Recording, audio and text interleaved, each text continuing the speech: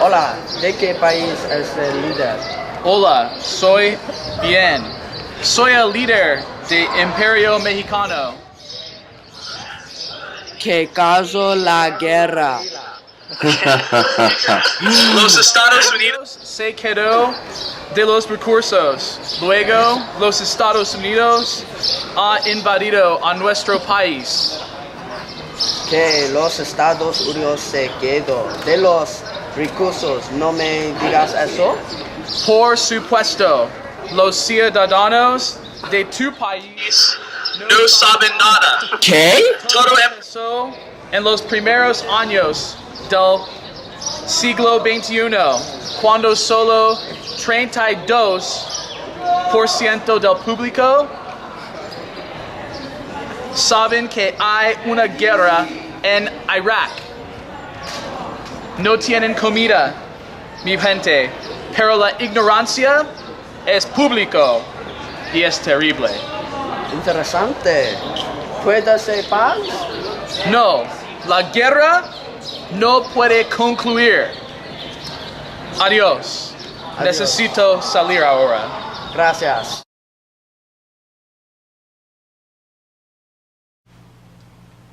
The censorship and control of distribution of knowledge has been a tool used by many hierarchical societies throughout history. During the Middle Ages, the Catholic Church was faced with many threatening ideas. In order to combat this, they labeled those that they were threatened by as heretics. The church then gave the blasphemers one chance to rebuke what they had said. If they did not take that opportunity, they were executed, usually being burnt on a cross to be made as an example of. Over 100 years ago, in the mid-20th century, a political group known as the Nazis took over Germany and instituted a strict system of censorship, taking complete control of the media, the music that people listen to, and even the film industry. The Nazis were so determined to control what their populace was thinking that they even set up a sect of government entirely devoted to controlling the information available to their citizens. Anyone who read or even spoke of anything that the Nazis deemed as trash were severely punished. All of this was done in order to accomplish their ultimate goals of conquering Europe and exterminating what they viewed as inferior races. Censorship was again used by the USSR under the guidance of the Communist Party. Just like the Nazi Party, all information available was strictly censored. If anyone was found with restricted material of any sort, they would have been thrown in labor camps, where millions worked until they dropped dead. The burning of books in our present day society is no different than any other tyrannical attempts to bring citizens under complete control so that a few top elite can prosper.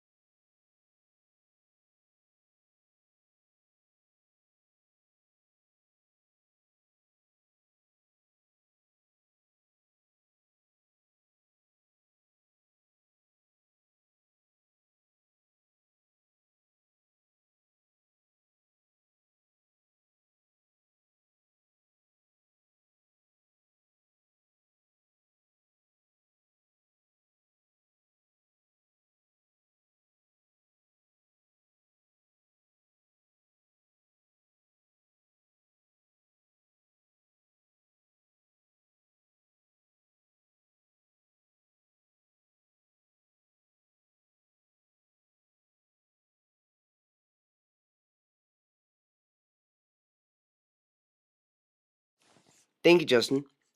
One of the major problems is that the human population has a great impact on our surrounding worlds. According to Professor Paul R. Ehrlich, the human species has 10 times the effect on our world as all the other species on the planet put together. This brings me to my main point, how the human population is using the Earth's resources at a faster rate than possible. Let us examine the logistic growth equation. Basically, it is saying that the rate of growth of a population is based on whether or not the current population is greater than or less than the current carrying capacity K. The carrying capacity is basically the maximum population of a certain species that the world can sustain with all of its resources.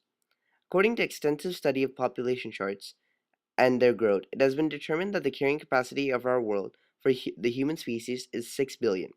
The current population is 7 billion. The numbers speak for themselves. The population is going to start to decrease at a rapid rate if we are not more careful with our resources. This is relevant to our society because all of us go on consuming our world's resources with nobody giving thought to the ramifications. Hopefully, the word conserve has new meaning to us today.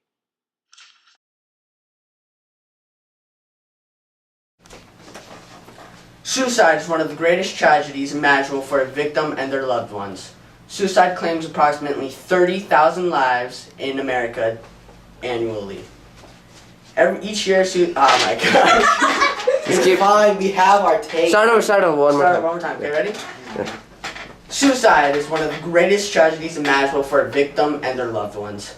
Each year, suicide claims approximately 30,000 lives in the United States, which makes it responsible for slightly more than 1% of the deaths in America. Suicidal thoughts and behaviors are a psychiatric emergency requiring immediate intervention to prevent a disastrous event. It is the most common psychiatric emergency with close to 1 million Americans receiving treatment for suicidal thoughts, behaviors, or attempts on a yearly basis. That is a vast number of Americans in need of help and comforting. So, who is responsible? Who is at risk for suicide? The single biggest risk factor for suicide is a prior history of suicidal thoughts and attempts. Over 90% of the people who have committed suicide have been diagnosed with mental illnesses. As thousands of suicides occur every year in the United States, it leaves families with broken hearts and lost hope. In the wake of a loved one's, it is families, in the wake of one loves by death suicide, families often disintegrate, unable to deal with the intense grief and difficult, painful, and often unanswerable question of why did this happen to them. For every suicide, it is estimated that at least 6 people are affected. These include family members, co-workers, neighbors, classmates, and close family members. Beyond grief and the fruitless search for answers, survivors and suicide also grapple with crippling emotions. Suicides are one of the many events that leave families in the chaos and despair. In the worst cases, it can develop into the breaking of families due to the heartbreak. Thank you.